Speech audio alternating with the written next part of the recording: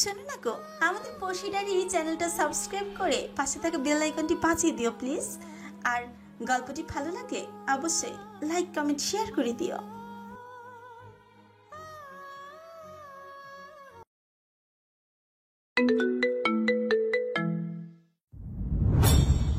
আজকে নানিয়াচর উপজেলার সর্বক্ষণ ইউনিয়নের রোফ টিলার সন্ত্রাসীদের একটি আস্তানায় অভিযান চালিয়েছে ইয়াসিফ রাঙামাটি সদর জোনের 20 পুলিশ সদস্যের নিয়ে।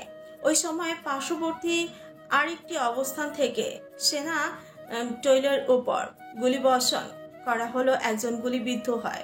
সেনাবাহিনী পাল্টা গুলি বর্ষণ করলে হামলাকারীদের মধ্যে 2 জন নিহত হয়। আহত সেনা সদস্যকে প্রথমে রাঙামাটি সম্মিলিত সামরিক হাসপাতালে সিএমএইচ নেওয়া হলো। সেখান থেকে তাকে হেলিকপ্টারের যোগে চট্টগ্রামে সিএমএইচ নিয়ে যাওয়া হয়েছে। ইয়াসিফ নিজেও কিছুটা আহত হয়েছিল ওদের দলটিতে। এত সব ঝামেলার মাঝে যার ফোনে আজ কারোর সঙ্গে যোগাযোগ করতে পারেনি। সকালের পর থেকে রাঙামাটির পুলিশ সুপার কাসেম বেশ অনুরোধের গলায় বলে চলেছে ওকে সেই সন্ধ্যা থেকে। আজকে আমার বাসায় চলেন স্যার। এই পানি একা একা বাংলোতে কে দেখবে আপনাকে? একটা কাজের লুকও তো নেই। আপনি আমাকে নিয়ে চিন্তা করছেন, এটাই অনেক। আমি আসলে নিজের বেডরুম ছাড়া অন্য কানে ঘুমাতেই পারি না। আর এইসব ইনজুরিতে তো নতুন পড়ছি না। আরও কতবার আন্ডার কভার অপারেশন করতে গিয়ে হয়েছে, তার তো হিসাবও নেই। একাই নিজেকে সামলে নেব সব সময়ের মতোই। আপনি নিশ্চিন্তে থাকুন স্যার। এরপর আর কথা বাড়লো না ওদের। কাসেম সাহেব নিজ গাড়িতে উঠে পড়তে ইয়াসিফও ওর স্পোর্টস গাড়িতে চড়ে বসল। ঘন্টা 2 চালিয়ে তারপর বাংলোতে পৌঁছবে হবে এখন। ইতিমধ্যে রাত 9টা বাজে। গুলি লাগা আহত পাটা নিয়ে আবার কতদিন ভুগতে হবে কে জানে। ব্যথায় বোধহয় গায়ে আজ রাতে জ্বর চলে যাবে। সেই চিন্তা করতে করতে গাড়ি চালু করলো। গ্লাভ বক্সে সারাদিন পড়ে থাকা ফোনটা বের করে নিয়ে অন করতে দেখলো বাসার মানুষ থেকে আসা 50+ কলস। টিভিতে খবর দেখেই বোধহয় এবার এতবার কল করেছিল এরা। আগে তাদের চিন্তা মুক্ত করার জন্য কল করলো মাকে।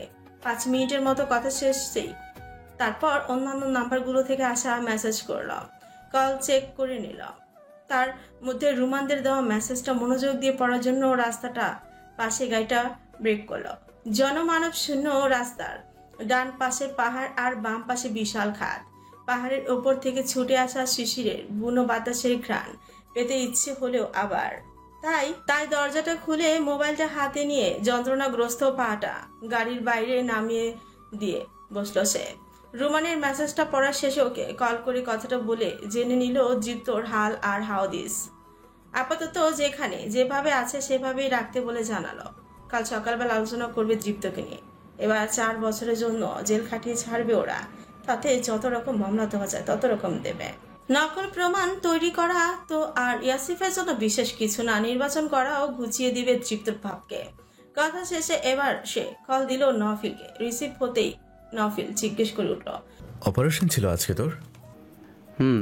ঝামেলা ছিলাম তাই। ঠিকঠাক আছিস তো, নাকি গুলি টুলি খেয়েছিস? গুলির প্রচুর দাম, অত দামি খাদ্য শরীরে সয় না আমার। আসল কথায় ফিরে, রুমানের সঙ্গে কথা হয়েছে আমার। আমি 1 সপ্তাহের মাঝে ঢাকা ফিরছি। ফিরে এসে তো দোস্তকে শুধু ফিটে না, প্যাটও মারব। ওর কেরিয়ারই ধ্বংস করে দেব আমি, সাথে ওর বাপের এমপি নির্বাচন করার স্বাদও। রুমানকে বল আমাকে জানাতে ওকে কোথায় রেখেছে। নফিলের এমন তোর জেদ্দি কথা শুনে আকস্মা থমকে বসলো ইয়াসিফ। আমার কথার ওপর কথা বলবি না, ইডিয়েট। প্রতিবার তুই এক এক অকাজ করবি, আর তার ঠেলা সামাল দিতে গিয়ে তোর বাপের হাগু টাইট হয়ে যেতে চায়। সব কিছুই তোর খেলা লাগে, তাই না? দাদা তোকে নির্বাচন করাবে বলে কত আশা নিয়ে সব পরিকল্পনা করছেন। সেই নির্বাচনের আগে একদম ইমেজ কালার করার চেষ্টা করবি না। তোর ফাজলামো অকাজে এতকাল সঙ্গ দিল, এখন আর দেব না আমি। মেয়াদকে পাশে পাবি না তুই, স্মরণ কই। ফোনটা ওকে দে এখন। সকালে জরুরি একটা কথা বলার জন্য কল করেছিলাম ওকে, কিন্তু রিসিভ করেনি। তুই কল করেছিলি ওকে কটার দিকে? 10টা বোধ হয়। ওর কাছে দে ফোন। ওর সাথে কি কথা তোর? তা তোর কাছে কৈফিয়ত দেব? যাকে বলা তাকেই বলবো, দে ফোন। শেষে আরেকবার ধমক বসালো সে নফিলকে। টেরেসেই ওরা বসে আছে 2 জন। নফিলের বুকে মিশে ছিল দিদিতি। ফোনটা সে কানে ধরে। হ্যালো ভাইয়া। কি খবর শরণ, কেমন আছো? খুবই ভালো, আপনি কেমন আছেন? আমিও আলহামদুলিল্লাহ। সকালে তোমাকে কল মেসেজ করেছিলাম কয়েকবার, ছিলে না বোধ হয় ফোনের কাছে। হ্যাঁ ভাইয়া, তারপর তো কল ব্যাক করেছিলাম, কিন্তু আপনি বোধহয় তখন বিজি হয়ে গিয়েছিলেন। আচ্ছা রাখো সেসব কথা। জরুরি কথাটা হলো, তোমার শ্বশুর সাহেব ঢাকায় এখন আমাদের উত্তরা বাড়িতে গিয়ে থাকছেন। ঢাকা থাকাকালীন বড় কাকু যাদের বাসায় আসে না, দুজনের মাঝে বিশাল এক ভুল বোঝাবুঝির দেওয়াল আছে, বুঝলে? সে দেওয়ালের ভাঙ্গন এতদিন আমরা কেউই করাতে পারিনি, কিন্তু আমরা যেটা পারিনি সেটা তুমি পারবে ইনশাল্লাহ। তোমাদের বিয়েটা যেভাবে হয়েছে তাতে সব থেকে বেশি কষ্ট পেয়েছে বড় কাকু। আগে থেকেই তো ছেলে বাপের সম্পর্কে গুটিয়ে রাখা ছিল, এখন আরও বেশি হয়ে গেছে। বড় কাকু সবসময় জাতকে নিয়ে টেনশনে থাকেন। ওদের কাছাকাছি আনার দায়িত্বটা না হয় তুমি। ছেলে ছেলে বউ থাকতে সে কেন আলাদাভাবে থাকবে? তোমরা ছোট, তাই সব রাগ অভিমান দূরে রেখে তোমরাই আগে কথা বলবে। এতে তোমাকে নিয়েও বাড়ির সদস্যদের মনে সুন্দর ধারণা তৈরি হবে। যত যাই বলি, এটা তো অস্বীকার করা যায় না যে বিয়েটা ওভাবে করে তোমরা বাড়ির লোকের সাথে অন্যায় করেছ। আমি তোমাকে কি করতে বলছি তুমি নিশ্চয়ই বুঝতে পারছো শরণ। হ্যাঁ ভাইয়া, আমি নিজেও আসলে দ্বিধাদ্বন্দ্বে ভুগছিলাম, বাড়ির কারোর সাথে কল করে কথা বলবো কিনা, কিন্তু সাহস পাচ্ছিলাম না আসলে। সাহস দেখাতে হবে। রাগ করবে প্রথমে, একটু কটু কথাও বলবে, কিন্তু তারা কখনই অস্বীকার করতে পারবে না তুমি শেখ বাড়ির নাত বউ। দাদা দাদি অপেক্ষা আছেন, তুমি নিজে থেকে কথা বলবে তাদের সাথে। তাই কালে কথা বলবে সবার সঙ্গে। আগে কল করবে তোমার শ্বশুরকে, প্রচুর রিকোয়েস্ট করবে সেজন্য তোমাদের বাসায় আসে। তুমি তার জন্য রান্নাবান্না করে রেখেছ। নিশ্চয়ই, থ্যাঙ্কস ভাইয়া এত খোলাখুলি ভাবে কথাগুলো বলার জন্য। নয়তো অনেক কিছুই আমি বুঝতেও পারতাম না। আমার আম্মুর সাথে আমার সম্পর্কটাও গুটিয়ে রাখার মতোই। এসব ব্যাপারে তাই আর তার থেকে জানার মতো বা বোঝার মতো সুযোগই আসেনি। আমি জ্ঞান লাভের পর থেকে নিজের মতো আলাদা দুনিয়া তৈরি করে নিতে বাধ্য হয়েছিলাম। তাই আর 5টা মেয়ের মাঝে যেসব বাস্তবতা আর বোঝ থাকে, আমার মাঝে তা নেই। আমি তা জানি, জাদু জানি, তার জন্যই বললাম এভাবে। তুমি কখনই এইসব ভেবে মন খারাপ করবে না। আমরা 3 ভাই আছি সব সময় তোমার পাশে। তোমাকে সব রকম পরিস্থিতি সামলানোর জন্য প্রস্তুত করে দেব। ভালো থেকো দুজন। খুব জলদি দেখা হবে তোমাদের সাথে আমার। নওফিলের সাথে আর কথা বলার সময় নষ্ট করলো না। বাসায় ফিরতে ফিরতে রাত বেজে যাবে 11টার বেশি, কিন্তু ক্লান্তিতে ইয়াসিফের ইচ্ছে করছে গাড়িতেই ঘুমিয়ে যেতে।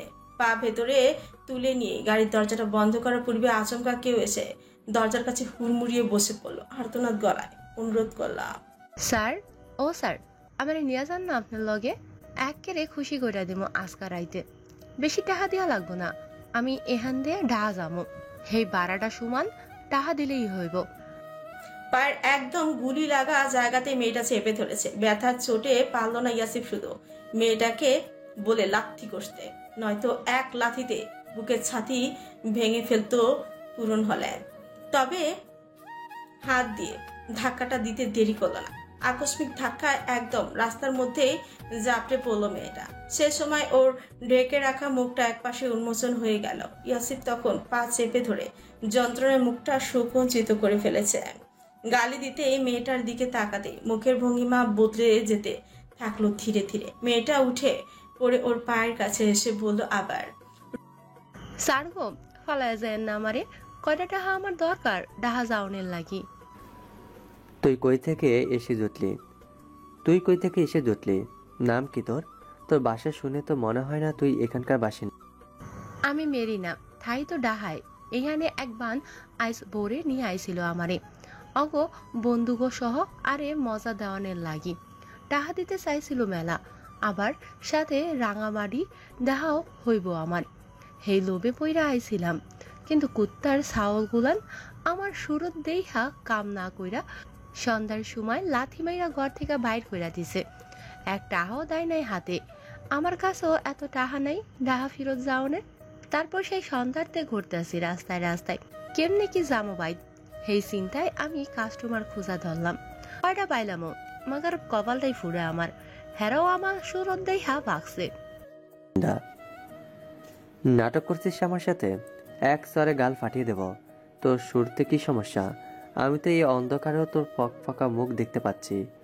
পুরুষ লোকের মাথা ঘুরিয়ে দেওয়ার চেহারা তোর পরিষ্কার না দেখো টের পাচ্ছি আমি। তাও মিথ্যা বলে যাচ্ছি স্বর্ণগল। মতলব কি তোর? সত্যি করে বল। সোজাসুজি না বললে একটা লাথি মেরে খাদে ফেলে চলে যাব। আমাকে জ্যানতান মাল ভেবে ফাঁদে ফেলতে ছুটে আসছিস না? রাত বিরতে খুন খারাপি করা আমার কাছে ডাল ভাত। তাই ভালো চাইলে তাড়াতাড়ি স্বীকার কর উদ্দেশ্য কি তোর। রুক্ষ ভাষায় বলা ইয়াসিফের কথাগুলো শেষ হতে ওকে অবাক করে দিয়ে মেয়েটা বাচ্চাদের মতো হিহি করে হেসে উঠল। আপনার মতো হক বলেই প্রথমে আমার পরিভাই বা কাছে আহে, তারপর ফেতনি দেই হাত দৌড় দেয়। আপনিও এখন ডরাইবেন? তাও আপনারে দেখাবার চাই আমার পরি লাহান মুখখানা। আপনার ফোনের লাইট আছে না? ওইটা জ্বালাইয়ে আমার মুখে ধরেন। সন্দিগ্ধ আর কৌতূহলী মন নিয়ে ইয়াসিফ ফোনের ফ্ল্যাশ লাইট অন করে মেরিনার মুখের উপর ধরল। অমনি মেরিনা মাথায় কাপড় ফেলে দিতে ওর কলঙ্ক থাকা চাঁদ মুখটা বেরিয়ে এলো। মুখের বাঁ পাশটা বীভৎসভাবে পোড়া, চোখটা প্রায় বুজে গেছে প্রণয়।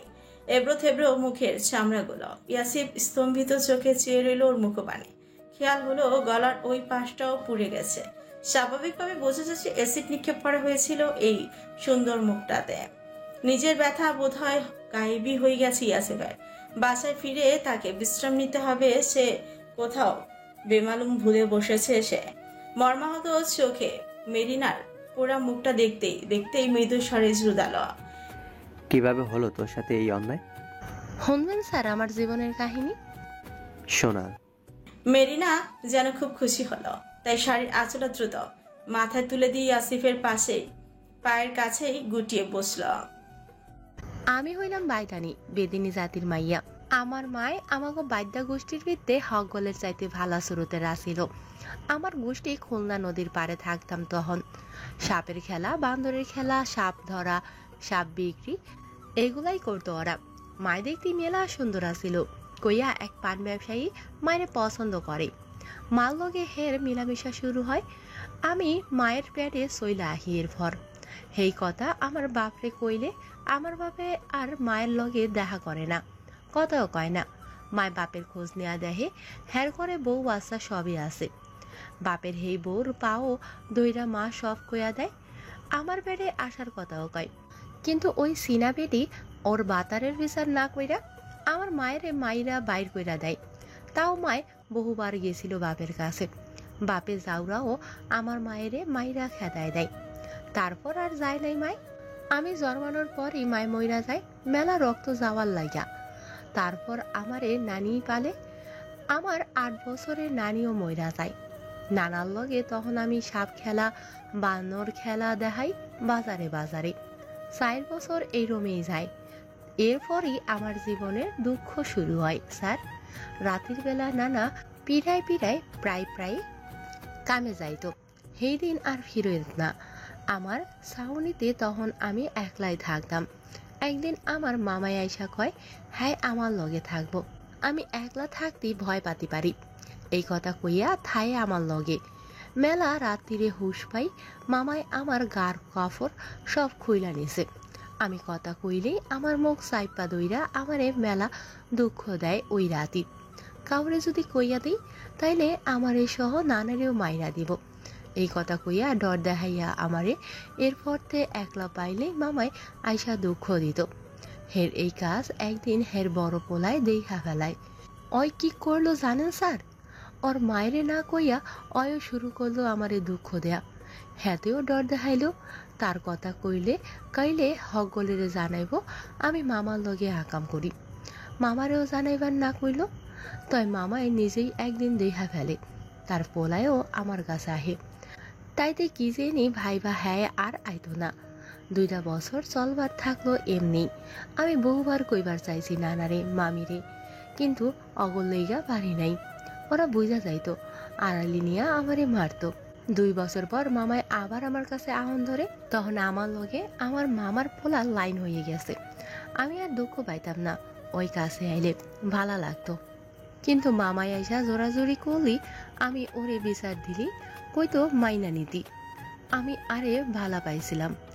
আই মেলা দুঃখ পাইছিলাম ওর কথায়। তারপর তো আর পেটে বাচ্চা এলো, কিন্তু ওই বাচ্চা মামার না মামার ফোলার তা চাই না। নানাই আমারে যখন জিগাইল তখন সাহস নিয়া কইয়া দিই সব।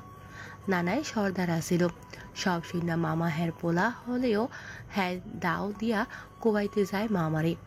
নানার পর মামারই সর্দার হওয়ার কথা, তাই মামা নানার লগে মারামারি কইরা নানারে কোবাই মাইরা ফালায়। আমারেও মারতে চাইছিল, আমি সেই দিন জান নিয়া পালাইছিলাম, কিন্তু আল্লাহ আমার পেটের বাচ্চাটা রাহে নাই। হুশ হারাইয়া রাস্তায় মধ্যে পইরা গেছিলাম। হুশ আইলে দেখি হাসপাতালে যে নার্সাফা আমার চিকিৎসা দিছিল, হেতে আমার সকল দুঃখর কথা হই না আমারে মায়া করে। হ্যার এক আত্মীয়ের বাড়ি ডাহা আসিল, তাগো একখান কম বয়সী কাজের মাইয়া দরকার। আমারে সেহানে পাঠায় দেয় ওই আফা। আমি নিশ্চিন্তে কয় মাস কাজ করছিলাম ওই বাইদ। মেলা কাম করাইতো, বাজার করাইতো শুরু কইরা রান্না বান্না সব করাইতো। তাও আশ্রয় পাইছি একখান, তাই ভাইবা সব মুখ বুঝা করতাম।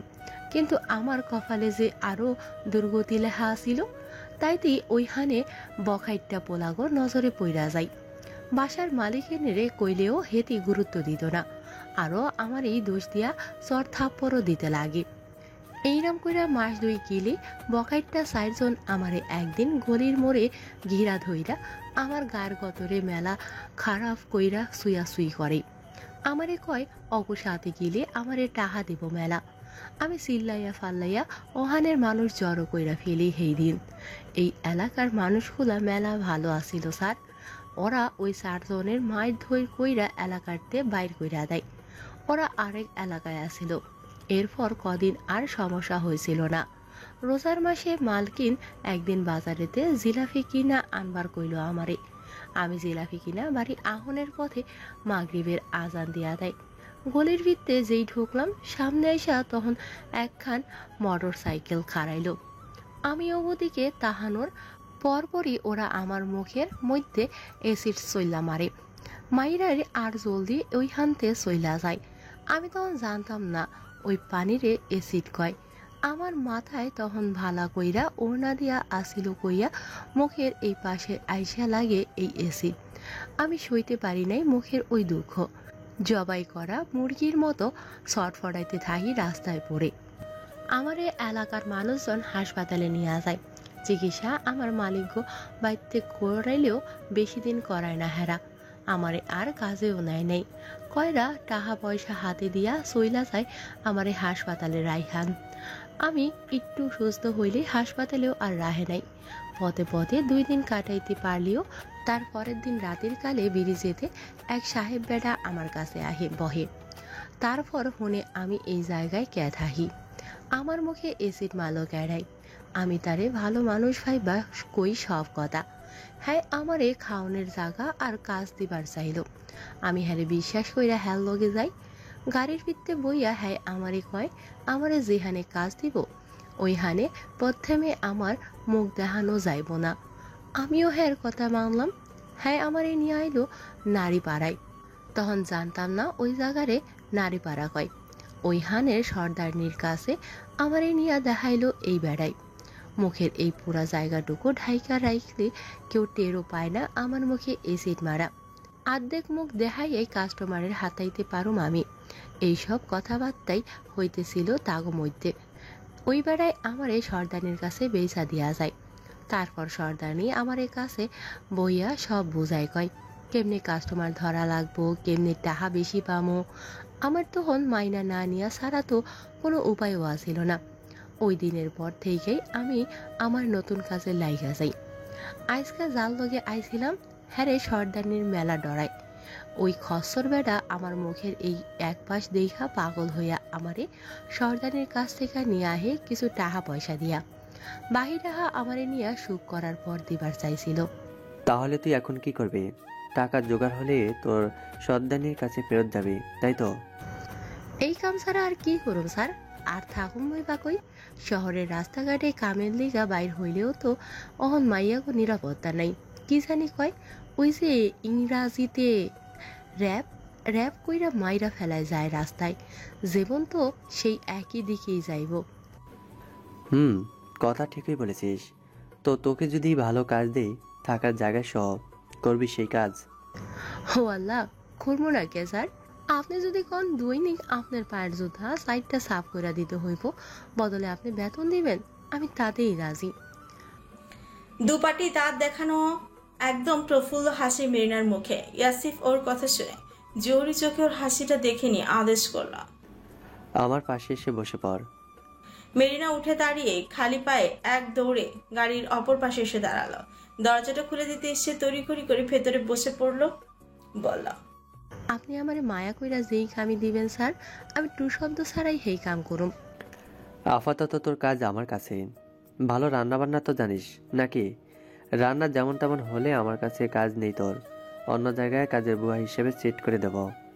তাইলে আমার রান্না আজ খাইয়া দেখেন স্যার। না, আজকে কিছু করতে হবে না, কাল সকালে নাস্তা বানাবি। কি নাস্তা বানামো স্যার কন? ধীরে, এত তারা কিসের? কাল সকালে জেনে নিবি। লম্বা বেলকুনিটার অর্ধেকের বেশি অংশই কেমন ফাঁকা পড়ে আছে, তাই সেখানে আজ সকাল থেকে দিদি টব রোপণ করা গুটি কয়েক ফুলের চারা গাছ সাজিয়ে রাখতে শুরু করেছে। এই তো ঘন্টাখানেক আগেই নফিলকে দিয়ে আজ ব্যাপক পরিশ্রম করিয়েছে সে। টবগুলো লিফটম্যানকে দিয়ে রুফটপে থেকে নামিয়ে আনতে পারত সে, কিন্তু নফিলের গতকালের দুর্ব্যবহারের জন্য শাস্তিস্বরূপ তাকে 15টার মতো চারা লাগানো বড় বড় টব বহন করিয়ে অ্যাপার্টমেন্টের বেলকনি অবধি আনিয়েছে। এখন সে ক্লান্ত, শরীরে বিছানায় ঘুমিয়ে বিভর। রুফটপে যে দুটো ঘর তৈরি করা হয়েছে, তার মধ্যে বড় ঘরটা জিমনোসিয়াম বরাবর। বারবার করে টবগুলো আনা নেওয়া করতে গিয়ে ভোরবেলা যে পরিশ্রম গিয়েছে নফিলের, তাতে আজ আর শারীরিক ব্যায়ামের প্রয়োজন পড়েনি তার। আর জিমনোসিয়ামের পাশে যে ছোট্ট আরেকটি ঘর, সেখানে দুজন মানুষের থাকার মতো কেবল শখ করে তৈরি করা অনেকটা চিলে কোঠা। যেমন গতকাল রাতে নফিল দিদি মান ভাঙাতে ভাঙাতে গভীর রাত ওই ঘরটিতেই ঘুমিয়ে গিয়েছিল ওরা। বউয়ের শাস্তি মাথা পেতে নিয়ে নফিল এখন প্রচুর হয়রান। দিদিটি নাস্তা বানিয়ে কমপক্ষে 8 বার ডেকে গেছে তাকে, কিন্তু তার কোনো হুঁশি নেই। অথচ ঘুম ভেঙে গেছে তার প্রথম ডাকে। একটু আগেই বাসায় ঐশী এসেছিল, খিচুড়ি রেঁধে ওদের দুজনের জন্য দিয়ে গেছে সে। খাবার টেবিলে নতুন করে সেটা পরিবেশন করে দিদিটি নফিলকে শেষবারের মতো ডাকতে এলো আবার। নফিলের চোখের উপর বেলকুনি থেকে আসা রোদের তির্যক রেখা এসে পড়েছে। বিরক্তি নিয়ে চোখ জোড়া মাত্রই খুলেছিল সে। যখনই দিদিকে ঘরে ঢুকতে দেখলো, অমনি চোখ জোড়া বন্ধ করে ফেললো আবার। মায়ের ধমক খেয়ে বাচ্চারা জোর করে চোখ বুজে থাকলে চোখের পাতা যেমন ঘন ঘন কাঁপে, রোদ রশ্মি চোখের উপর নিয়ে ঘুমানোর অভিনয় করতে গিয়ে নফিলও ঠিক তেমনই করছে। তা দেখে দিদির মুখের ওপর একটু ঝুঁকে পড়ে হুমকি দিল, 5 মিনিটের মধ্যে যদি ফ্রেশ হয়ে খাবার টেবিলে না আসো না, তাহলে সব খাবার আমি গেটের সিকিউরিটি আর লিফটম্যানকে দিয়ে আসবো। কপাল করে আজ বউয়ের হাতের রান্না খেতে পারবে না ফেল। নাটক ফাটক করতে গিয়ে যদি সেই খাবার হাতছাড়া হয়ে যায় ভেবে সে গা থেকে চাদরটা ফেলে দিয়ে বিছানা থেকে নেমে শটান হয়ে দাঁড়িয়ে পড়ল। তারপর আর দাঁড়াল না 1 সেকেন্ডও, যেন চোখের পলকে বাথরুমে ঢুকে গেল সে। দিদি তখনও বিছানার কাছে দাঁড়িয়ে। নফিলের বাচ্চামো কাজ কারবার দেখলো সে অদ্ভুত চোখ করে। তারপর আর দাঁড়ালো না, নিচে নেমে গিয়ে টেবিলে এসে বসে পড়ল। রাতের পোশাক বদলে তার মিনিট 7 পরই নফিল চলে এলো খেতে। তবে দেখার মতো একটা বিশেষ বিষয় ছিল তখন। সিঁড়ি পেয়ে নফিল গা ছেড়ে এমন নিস্তেজ ভঙ্গিমায় হেঁটে আসলো যেন যুদ্ধ থেকে আহত সৈনিক হয়ে ফিরেছে সে। এরপরের মুহূর্তটা দিদিটি বক্র চোখ করে না দেখে পারল না। ঝড়ে ভেঙে পড়া গাছের মতো মাথা নুয়ে শরীর ভেঙে বসলো নফিল চেয়ারে। 15টা টব লিফটে চড়ে হাতে করে আনতে গিয়ে এইরকম বিশাল দেহী যুবক ছেলের এমন ভাঙাচোরা অবস্থা হয় নাকি? তা ভেবে দিদিটি চেহারায় বিরক্তির অভিব্যক্তি ধরে রেখে নফিল প্লেট খাবার বাড়তে গিয়ে জিজ্ঞেস করল, কি খাবে? ওই যে মুরগির মাংসের ভুনা খিচুড়ি রেঁধে দিয়ে গিয়েছে।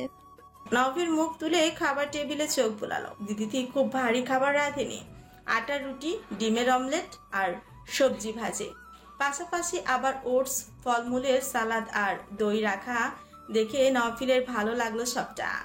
তার রোজকার সকালের নাস্তার মেনু কি কি থাকে তা কখন যেন দিদিটি বাসায় কল করে জেনে নিয়েছে কারো থেকে, এই জন্যই তার ভালো লাগাটা বেশি অনুভব হচ্ছে। কিন্তু কার সাথে কথা হয়েছে, দিদির দাদি নাকি আম্মু?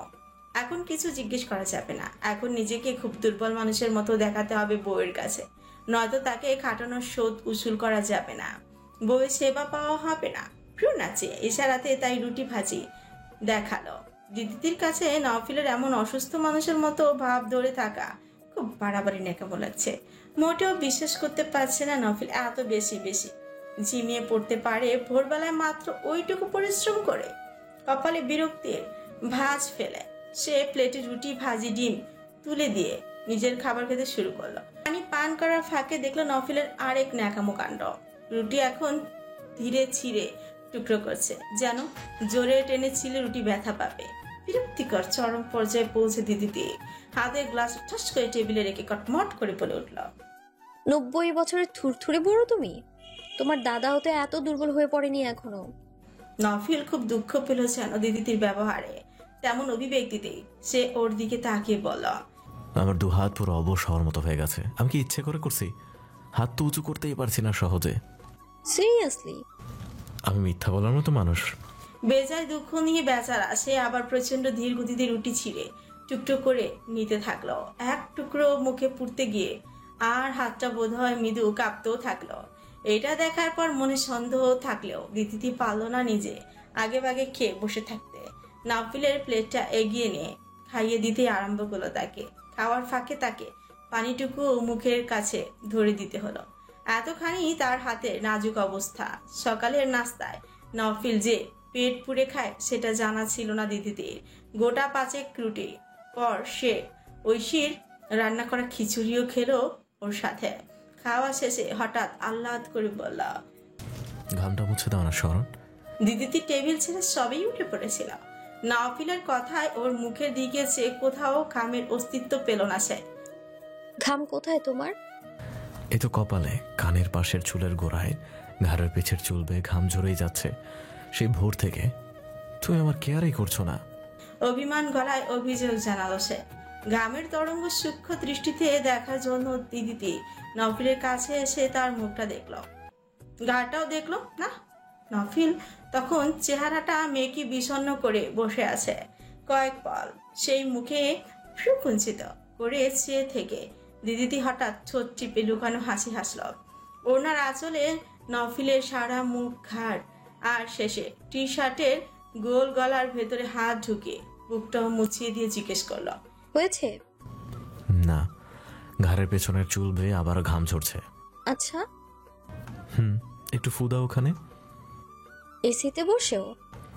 অনেক অনেক বেশি পরিশ্রম করলে আমার তখন এসি দুটো লাগে, কিন্তু এখন যে একটা, তাই তো কাজে দিচ্ছে না। আহারে, তোমার ফুতে শরীর জুড়াবে। মানুষ আল্লাহর সৃষ্টি, শ্রেষ্ঠ মাখলুকাত। এই জন্যই ওসব ইলেকট্রনিক যন্ত্রপাতির বাতাস কি আর শ্রেষ্ঠ জীব মানুষের ফুয়ের সঙ্গে পারে? দিদি মিটি হাসতে হাসতে তার গলার খুব কাছে মুখটা এগিয়ে ফু দিতে শুরু করলে তখন আবার নওফিল জানালো, কাজ হচ্ছে না, বরফ লাগবে। বরফ? কি করব তারপর? নিয়ে এসো আগে, তারপর বলছি। মাথা দুলিয়ে সম্মতি জানিয়ে দিদিটি ঠোঁটের কোণায় চোরা হাসি ধরে ফ্রিজ থেকে বরফের টুকরো নিয়ে আসতে গেল। নওফিল খাবার টেবিল ছেড়ে সে সময় সোফায় গা এলিয়ে বসে ট্রে থেকে বরফের কিউবগুলো বের করে বাটিতে নিয়ে দিদিটি এসে বসলো তার পাশে। এখন কি করব? আমি বলে দিলে তুমি বুঝবে। কেন, তুমি কি স্প্যানিশ ভাষায় বলবে? হুম। তাহলে বুঝবো না কেন? ওকে, একটা কিউব মুখে নাও। মুখে কেন নিতে যাব আজব? নাও তো, তারপরে বলছি। আমার খুব ঘাম ঝরছে শরণ, জলদি নাও। দিদি ঠোঁটের হাসিটা আর না টানলেও নওফিলের উদ্দেশ্য প্রাণোদিত চোখ দুটোই সেই প্রগাঢ় চাহনি মেলে রইল কিছু সময়। তারপরই সহসাই ঠোঁটের মাঝে এক টুকরো বরফ ধরে ভ্রুজোর নাচালো। ইশারাতে প্রশ্ন ছিল এরপর। আবেশ কণ্ঠে নওফিল বলে দিল পরবর্তী কাজ। দিদিটির দু ঠোঁটের কোণা গড়িয়ে তখন বরফ গলে পানি পড়ছে। শীতলতায় রাঙাও হয়ে উঠেছে ঠোঁট জোড়া। শেপে পুরু সেই রসালো রক্তিম ঠোঁট দুটো নওফিলকে অধৈর্য করে তুলতে চাইল মারাত্মক ভাবে। ঘোর চোখে দিদিটি ওই ঠোঁটে চেয়ে থাকতে তার কণ্ঠ দেশে বরফ শীতল কোমল ঠোঁটের ছোঁয়ায় সিক্ত হয়ে উঠল আচমকায়।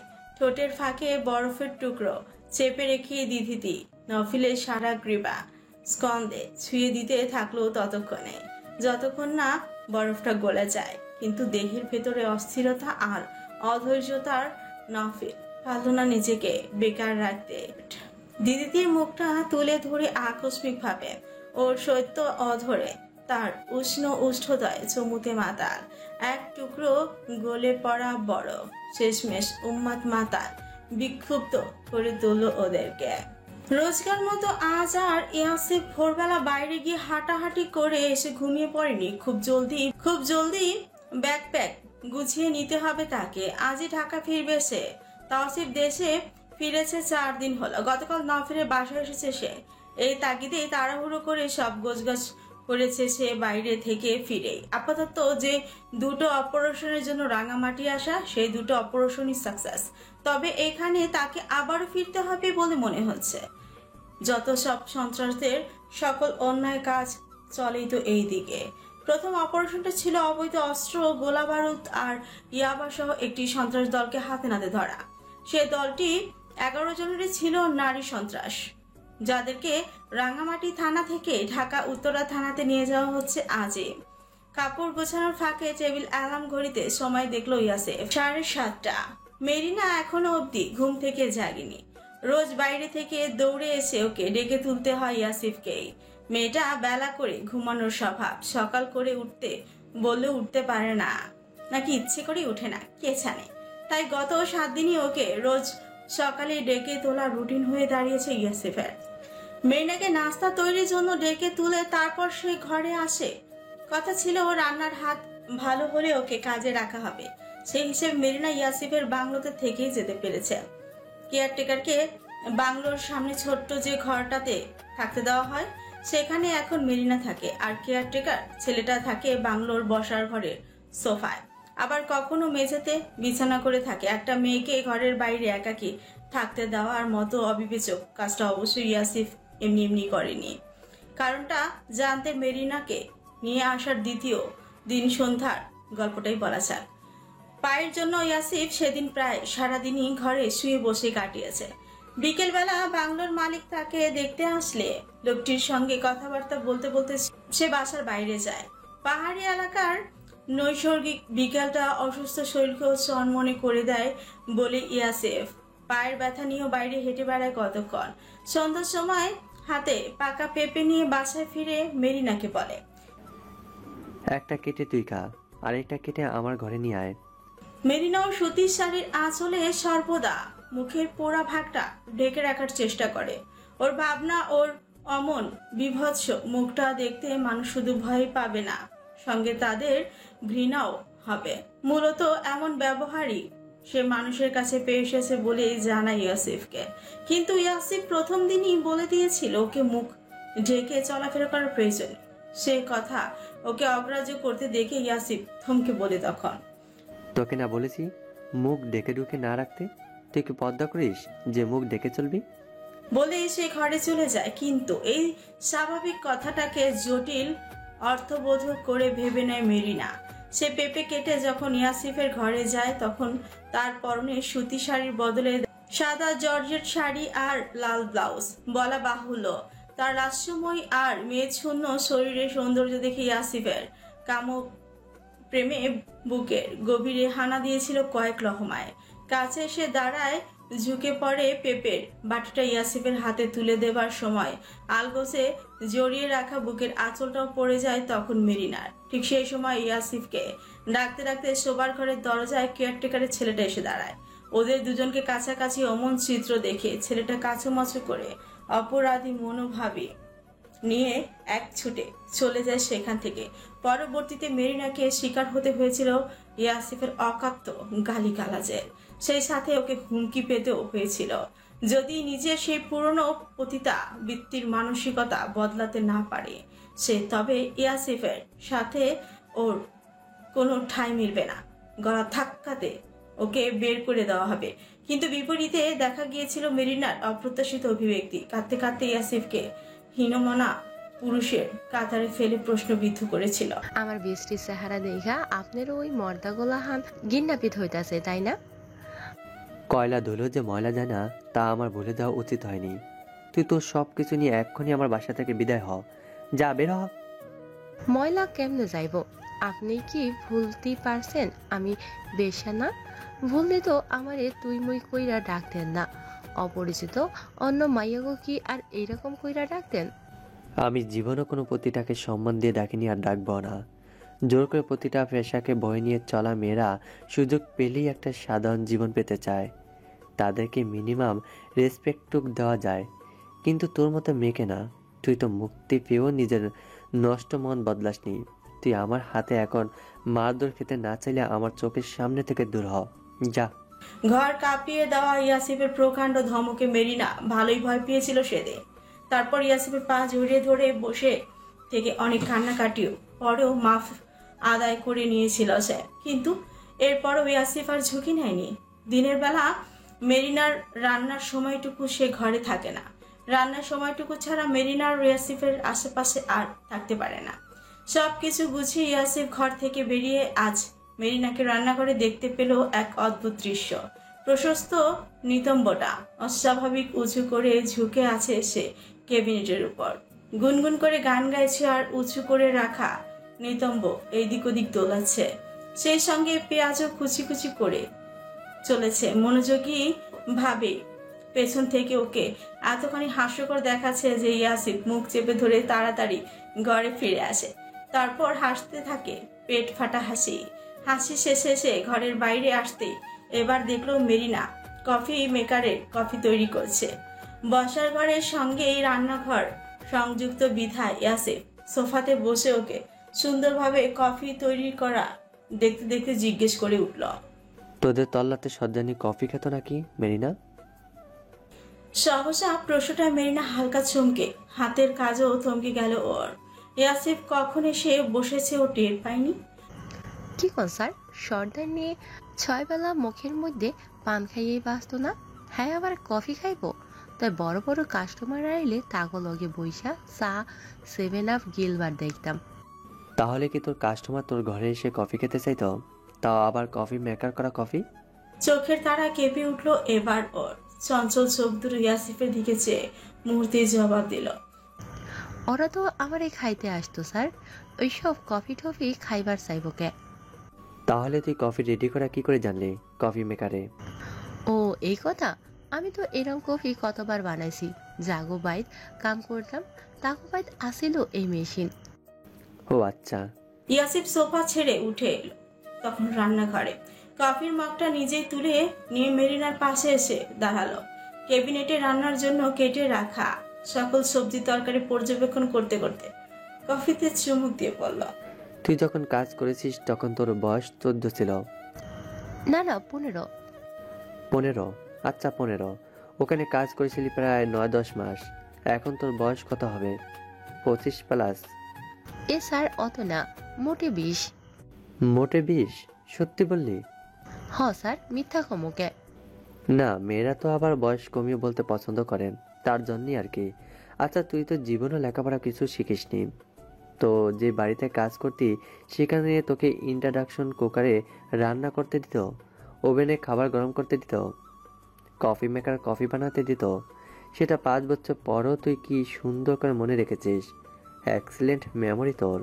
তো মনে থাকতে পারে না? অদ্ভুত।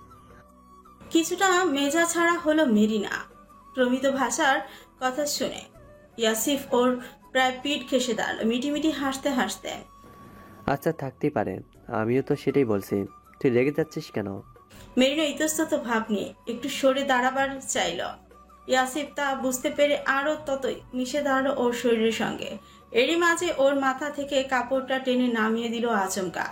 কান, গাল আর গলার পোড়া অংশে সূক্ষ্মভাবে দেখতে দেখতে ওর গালের এবড়ো থেবড়ো চামড়ায় আঙুল ছোঁয়াতে ছোঁয়াতে শুধালো, তুই ভীষণ যত্ন নিস তোর দেহের প্রতিটা ঘাসে প্লাট রিডিউসিং এর জন্য, তাই না রে?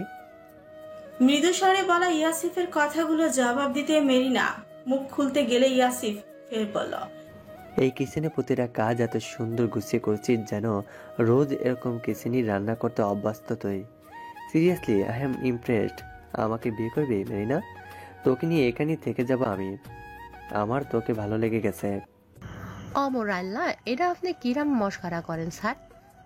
এক ঝটকা ইয়াসিফের কাছ থেকে সরে দাঁড়ানো মেরিনা। আকস্মিকভাবে ইয়াসিফ ও মেরিনার চিকন কোমরে দুহাত চেপে ধরে একটানে কাছে নিয়ে দাঁড় করালো আবার। তুই আমার চোখে তাকা, তাহলেই বুঝতে পারবি আমি মজা করছি না। তোকে রোজ শাড়ি পরে রান্নাঘরে বউদের মতো ঘুরে ঘুরে কাজ করতে দেখলে একটা লক্ষ্মী বউয়ের খুব অভাব বোধ করি রে। তুই রাজি হয়ে যা। আজকে এখানে পুলিশ সুপারকে ডেকে কাজী ডেকে বিয়ে করে ফেলবো আমরা। মেঘনা ট্যাপ চোখে ইয়াসিফের দিকে চেয়েছিল এত সময়। অবিশ্বাস্য কথাগুলো শুনে লজ্জায় হঠাৎ মুখ ঢেকে ফেলল সে। ইস, আমি বিশ্বাস করবার পারতেছি না। ভাবনাতে ইয়াসিফ তখন ওর নাকের ডগা চুমু খেয়ে বসল। আবার বিশ্বাস হয়? মেরিনাকে কিয়ৎকালের জন্য কিংকর্তব্য বিমূঢ় দেখালো। ওর হতবাক নয়নজোড়া চোখ রেখে ইয়াসিফ ওর পোড়া গালে আবারও আঙুল ছুঁয়ে বলল, আমি চাঁদজারি করাবো তোর মুখের। তুই খুব হিন্নমনতায় বকছিস সেই মুখটার জন্য। আল্লাহর কাছে প্রে করিস তাই না?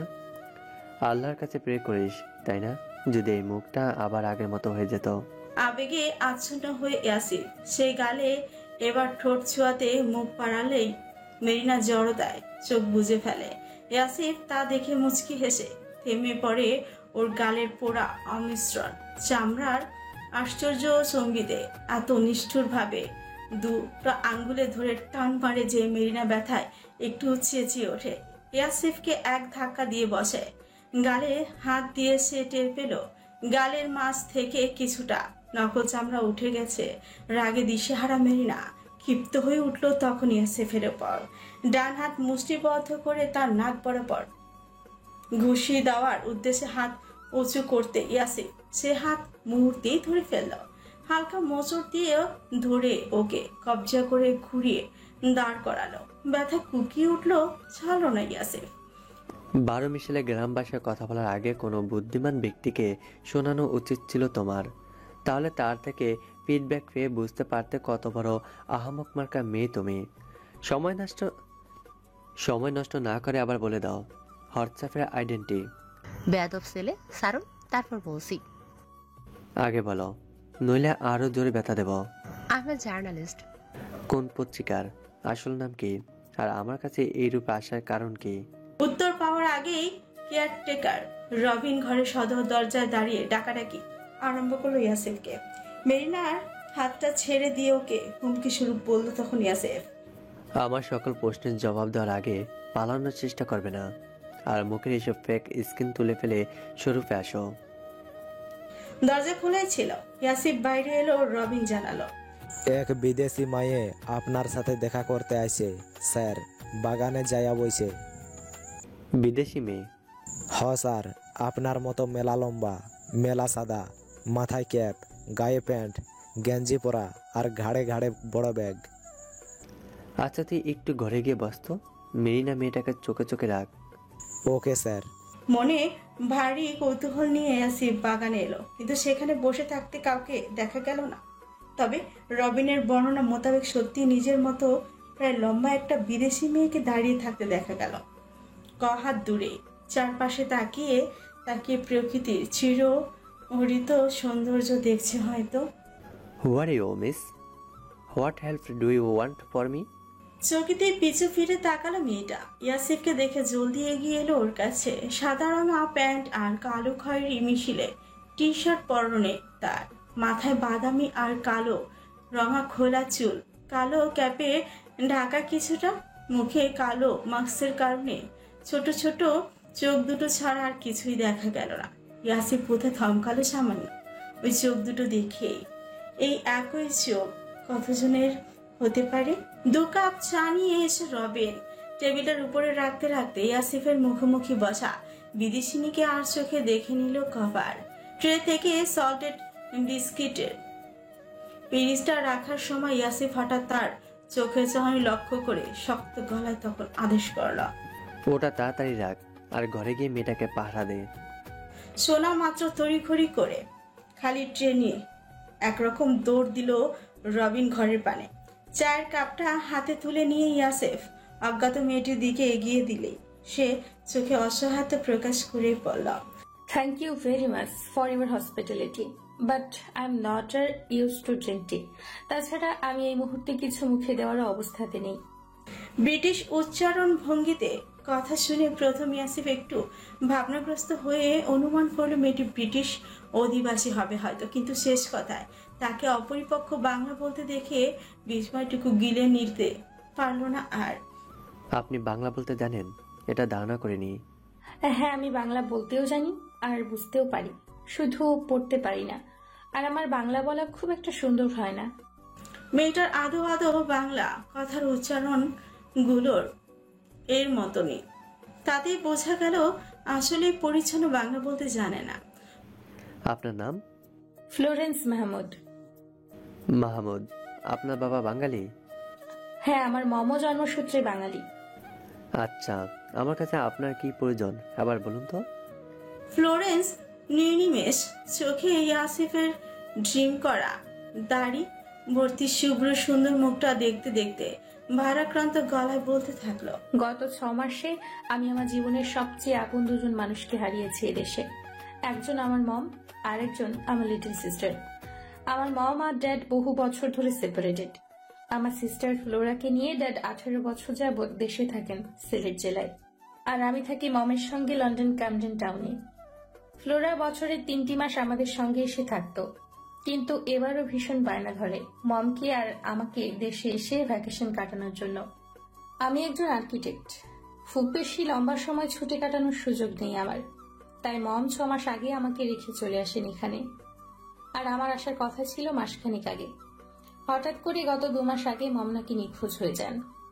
আমাকে ড্যাড জানাননি, তখন টেনশন দিতে চাননি বলে নিজের মতো করে তিনি স্বার্থ মতো খোঁজ নিতে থাকেন এই 2 মাস ধরে। দেশের বাইরে কোথাও যাননি মম। তার ফোনে লাস্ট লোকেশন দেখায় গাজীপুরের একটি জায়গায়। এরপর আর কোনো ক্লু পাওয়া যায়নি। এরপর ড্যাড বাধ্য হয়ে গত 15 দিন আগে আমাকে সবটা জানায়। আমি তখন অফিস থেকে এত বেশি কাজের প্রেসারে ছিলাম, কাজ শেষ না করা অবধি তারা আমাকে ছুটিয়ে দিতে নারাজ ছিল, যার জন্য আস্তে আস্তে বড্ড দেরি হয়ে গেল। আর এরই মাঝে আমার ছোট্ট বোনটাও কজন বন্ধুকে নিয়ে যতগুলো পর্যটন স্থান আছে সব জায়গায় মমকে খুঁজতে বের হয়। মমের বেশি পছন্দের স্থান ছিল এই রাঙামাটি, কিন্তু এখানে আসার পর হঠাৎ ফ্লোরার সঙ্গে কিছুদিন যোগাযোগ করতে পারছিলাম না কেউই। তারপর গত পরশুদিন ওর এক বন্ধুর ভাইয়ের থেকে জানতে পারলাম অবৈধ অস্ত্র আর মাদকদ্রব্যের চোরাচালানের সঙ্গে ও আর ওর বন্ধুরা জড়িত। এই সন্দেহে ওদেরকে অ্যারেস্ট করা হয়েছে এখান থেকে। পুলিশ ফ্লোরাকে সন্ত্রাসীও ভেবে নিয়েছে। ওর কাছে নাকি কি সব অস্ত্রশস্ত্র পাওয়া গেছে। কিন্তু আমার বোন এমন নয়, ও খুব চঞ্চল হলেও প্রচন্ড ইনোসেন্ট একটা মেয়ে। ওর বন্ধুরাও খারাপ নয়, সবাই খুব ভালো পরিবারের সন্তান, কিন্তু ওদেরকে পুলিশ কিভাবে সন্দেহ করে অ্যারেস্ট করলো এটাই বুঝতে পারছি না আমি। মনে পড়লো ইয়াসিফের সেই প্রথম অপারেশনটার কথা। ওই অপারেশনে যে কজন আসামিকে গ্রেপ্তার করা হয়েছে তাদের প্রত্যেকের কাছে অন্যরকম অস্ত্র ছিল। তাদের মধ্যে 3 জন মেয়ে আর 2 জন ছিল নেশারত অবস্থায়। বাকিরা পুলিশের সঙ্গে গোলাগুলি করতে নামলে ওই 5 জন অস্ত্র আর ইয়াবা গুলো নিয়ে ঢুলতে ঢুলতে পালিয়ে যাবার চেষ্টা করেছিল। ওই ছেলে মেয়েগুলোর কথা ভাবতে ভাবতে ইয়াসিফ হঠাৎ অন্য কিছু একটা ভেবে আকস্মা গম্ভীর করা গলায় জিজ্ঞেস করলো ফ্লোরেন্সকে, কিন্তু আমার কাছে কেন এসেছেন? আমি আপনাকে কিভাবে হেল্প করতে পারি আপনার মম আর সিস্টারকে খুঁজে পেতে? আমি এখানে থানার এসপির কাছে গিয়েছিলাম দেখা করতে, কিন্তু তিনি থানাতে ছিলেন না। কোনোভাবেই তার সঙ্গে কথা বলতে পারিনি। তখন ওখানে সার্জন আমাকে আপনার অ্যাড্রেস দিল আর বলল আপনার সঙ্গে দেখা করে আপনাকে সবটা বলতে। আপনার বোন আর তার বন্ধুদের ফটো থাকলে দেখান তো। ফ্লোরেন্স যেন এই কথাটির অপেক্ষাতে ছিল। সে চকিত ফোনটা থেকে ওর 2টো গ্রুপ ফটো বের করে দেখাতে থাকলো ইয়াসিফকে। বিশাল বড় অ্যাপার্টমেন্টটাই যেন 2টি চড়ুই পাখির কিচিরমিচির সংসার চলে। কখনো মাছ বাজারে, কাঁচা সবজির বাজারে না যাওয়া নফেল সংসারে একমাত্র কর্তা হিসেবে সাপ্তাহিক বাজারটা করতে চায় নিজেই। ছোট বড় মাছ কিনে সব রকম মাছ এনে যখন একত্রে দিদির হাতে ধরিয়ে দিয়ে একের পর এক খাবারের পদ বলতে থাকে দুপুরের জন্য, তখন দিদি ত্যক্ত বিরক্ত কর্তির মতো চেঁচামেচি শুরু করে বেহিসেবি স্বামীর উপর। 2 জন মানুষের জন্য রোজ দুপুরে সর্বোচ্চ 3 থেকে 4 পদের ভাজি তরকারি যথেষ্ট। সেখানে নফিলের চাহিদা তার থেকেও দ্বিগুণ। এরকম এক গাদা মাছ একা একা কেটে কুটে রাখাটাও খুব পীড়াদায়ক দিদির জন্য। সেটা নফিল কি বুঝতে পারে না? এই নিয়েও কর্তার উপর চোটপাট চলে কর্তির। তবে কর্তা পুরুষ কিন্তু মোটেও কর্তির মুখে মুখে তর্কে যায় না। নিরীহ মুখটি করে রান্নাঘরে মাছ করতে থাকা বউটির পাশে নীরবে দাঁড়িয়ে থাকে। মুখভঙ্গিতে থাকে অপরাধ বোধ, যেন এমন ভুল দ্বিতীয়বার আর করবে না সে। কিন্তু পরবর্তী শুক্রবারে ওই নিরীহ পুরুষ আবারও এক ব্যাগ ভর্তি মাছ নিয়ে হাজির হয় আর আহ্লাদিত গলায় বলে দিদিকে, এমন সাগরের তাজা মাছ আর নদীর মিঠা পাড়ের মাছ সবসময় পাওয়া যায় না গো বিদেশিনী বউ। এইসব কথায় আর কি চিড়ে ভেজে? দিদি চোটপাট করতে করতে বাজারে ব্যাগ নিয়ে রান্না করে চলে যায়। তখন এইসবের মাঝে আরো একটা নিত্য গল্প যোগ হয়েছে ওদের চোরের সংসারে। শেখ পরিবারের একমাত্র নাতবো এখন দিদিতি। ওই পরিবার থেকে তাকে এখনো অব্দি গ্রহণ করে না নিলেও তার যে অনেক কর্তব্য রয়েছে তা সে ইয়াসিফের সঙ্গে কথা বলার পর থেকে সেই কর্তব্য পালনের যথাযথ চেষ্টা করে প্রতিনিয়ত। যাকে শেখকে 5 দিন পূর্বেই কল করেছিল সে, তিনি রিসিভ করে দিদিতি নিজের পরিচয় দেওয়ার পর কোনো কথাই বলেননি। তবুও জড়তা ভেঙে সাহস নিয়ে দিদিতি তাকে বলেছিল নিজের ছেলের বাড়িতে এসে থাকতে। জবাবে হ্যাঁ বা না কিছুই বলেননি তিনি। বিনা বাক্যে কলটা কেটে দেন। কষ্ট পেলে দিদিটি থেমে থাকেনি। মাহতাব শেখ তার স্ত্রী জান্নাতের সঙ্গে কথা বলতে চেষ্টা করেছে সে প্রতিদিন। ব্যস্ত মানুষ মাহতাব শেখ কবার সময় নিয়ে নাতবইয়ের সঙ্গে কথা বলেও জান্নাতি বেগম ফোনের ওপাশ থেকে যেন দিদিকে চুলের মুঠি ধরে চপটাঘাত করতেন। আর নাতিকে নিয়ে আলাদা সংসার পাতবার দোষে অমন উগ্র আচরণের শিকারের আগে দিদিটি কখনো হয়নি। নফিলের আড়ালে সেদিন কান্নাকাটি করেছিল শেখও। নফিলকে বলতেও পারেনি দাদির শাশুড়ি অমন কঠিন রূপে কথা। তবে ওই পরিবারের একজন মানুষের কোমল আচরণ পেয়েছে দিদিটি খুশি, যিনি নফিলের বড় চাচি হলেও নফিলের থেকে আম্মু সম্বোধনটাই সবসময় প্রত্যাশা করে। নিঃসন্তান ওই ব্যক্তিটি নফিলকে বুকের সমস্ত স্নেহ মমতা উজাড় করে দিতে চান, কিন্তু নফিল তা গ্রহণ করতে যে কখনোই আগ্রহী হয়নি। সেই মানুষটির সঙ্গে দিদিটি রোজ এই বেলা আর ও বেলা কথা হয়। তার থেকেই জানতে পেরেছে সে নফিলের পছন্দ আর অপছন্দের খাবার সম্পর্কে। বউ আর শাশুড়ির সম্পর্কটা তাদের খুবই মিষ্টি। আজকে দুপুর থেকে বিশ্রামহীন দিদিটি রান্নাঘরে একের পর এক রান্নার আয়োজন করে চলেছে। গতকাল তৌসিফ রাতের বেলা হুট করে চলে এসেছে এখানে। আজ সকালে আবার কিরণও এসেছে হঠাৎ করে। উপরন্ত রাতের বেলা নৈশভোজের নিমন্ত্রণ করা হয়েছে তুষার আর তামান্নাদের। সৌরভও আসবে আজ প্রথম এখানে। ইয়াসিফের আসার কথা, তবে সে নিশ্চয়তা দিতে পারেনি। সকলের জন্য রান্নার আয়োজন তো আর একটুখানি নয়। ভাগ্যিস ঐশী প্রতিবেশী ছিল, তাই তো দুজন মিলে রান্না বান্নাটা করে নিতে পারছে একসঙ্গে। সায়হানের পূর্ব মুহূর্ত এখন। তাওসিফ আসরের ওয়াক্তে নওফিলের সঙ্গে বাসার বাইরে গেছে। তাদের ফিরতে ফিরতে মাগরিব বাদ।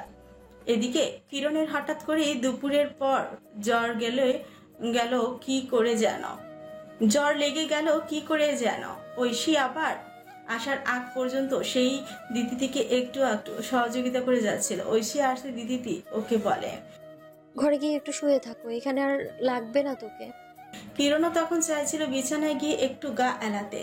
শরীরটার সঙ্গে মনটাও যে ওর বিমর্ষ। দিদিটি তা লক্ষ্য করেছে, কিন্তু কাজের চাপে বোনটার সঙ্গে একান্তে কথা বলার সুযোগটা এখনো হয়নি। তাছাড়া ঝুমুরের সঙ্গে দিদিটির কথা হয় না অনেক দিনই। সেখানে তিনি স্বেচ্ছায় কিরণকে তার কাছে পাঠিয়ে দিলেন, যেটা অবশ্যই ভাবনার বিষয়। কিরণ শেষ সময় জিজ্ঞেস করে, আপু কোন রুমে যাব? আমার লাগেজ তো বোধহয় লিভিং রুমে। রিপিট, ঘরে গিয়ে একটু শুয়ে থাক, এখানে আর লাগবে না তোকে। উপরের কোনো রুমেও থাকতে পারিস, আবার নিচে গেস্ট রুমটাও ফাঁকাই আছে।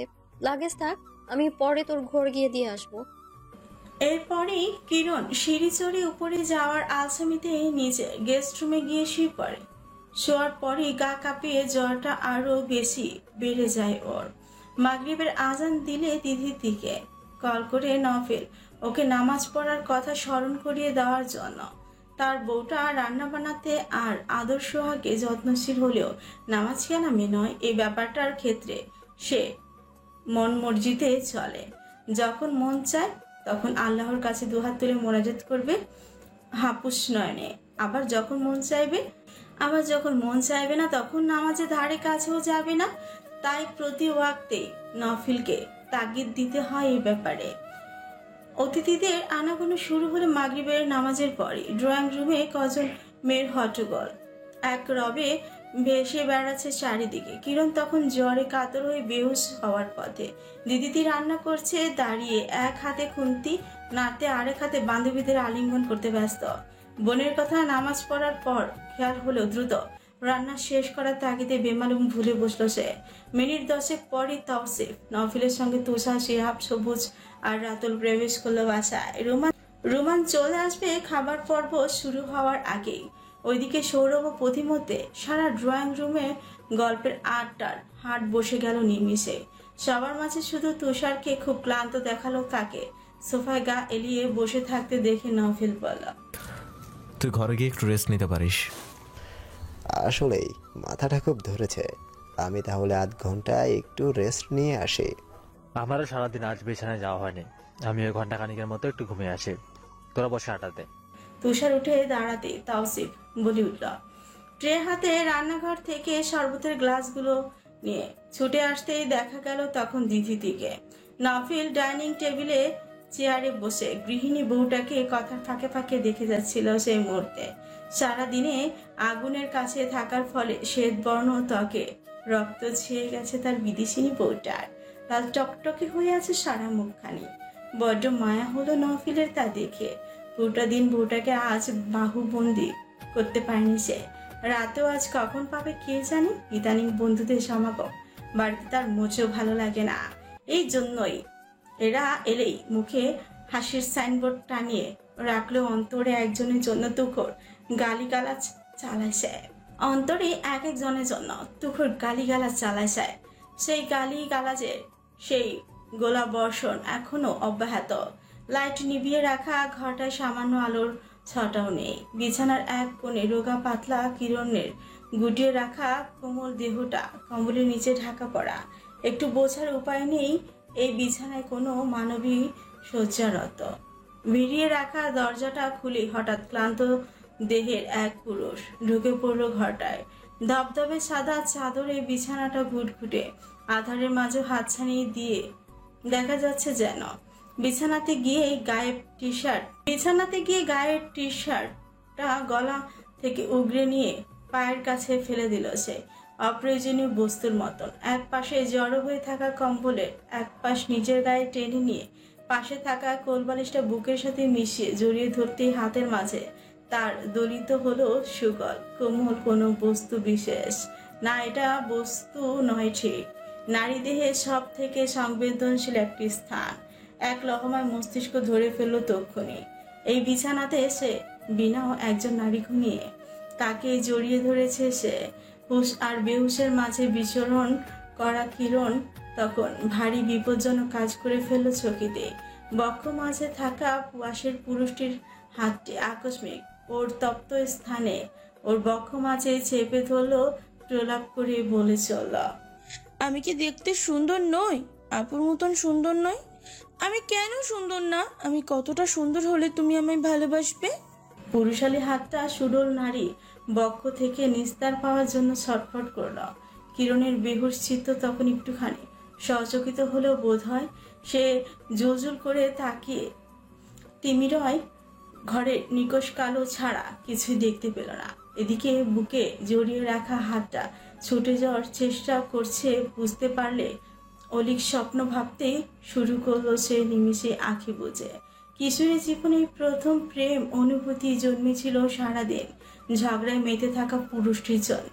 সে পুরুষকে তো কখনোই স্বামী রূপে পাওয়া হবে না, তাই কল্পনাতেই তাকে কাছে টানতে চাইল সে একান্ত পুরুষ ভেবে। কিন্তু বাস্তবের মতো স্বপ্নতেও যেন মানুষটির হৃদয়হীন, একটু জড়িয়ে ধরতে চাইছে না সে ওকে। এত নির্মম কেন সৌরভ? ওর সাথে গোড়ের মাঝে এই পিপাসিত বুকটা ওর কষ্টে ফেটে যেতে চাইল। ঠোঁট বাঁকিয়ে কেঁদে উঠল। প্রলাপ আরম্ভ করলো ফের। আমি বেহায়া হয়ে পড়েছি সৌরভ, তুমি আমাকে বিয়ে করতে চাও না, আমি তো মানতেই পারছি না। আমার সামনে দাঁড়িয়ে বলতে পারবে এ কথা? একদিন তো কাউকে ভালোবাসবে, আমাকেই বাসো না। হিসড়ে বাঁকা মেয়ে, হাত ছাড় আগে আমার, তারপর তোর বেহায় প্রীতের কথা শুনছি জ্বর গায়ে, অথচ তাও দেখো গায়ে শক্তি কি মেয়ের।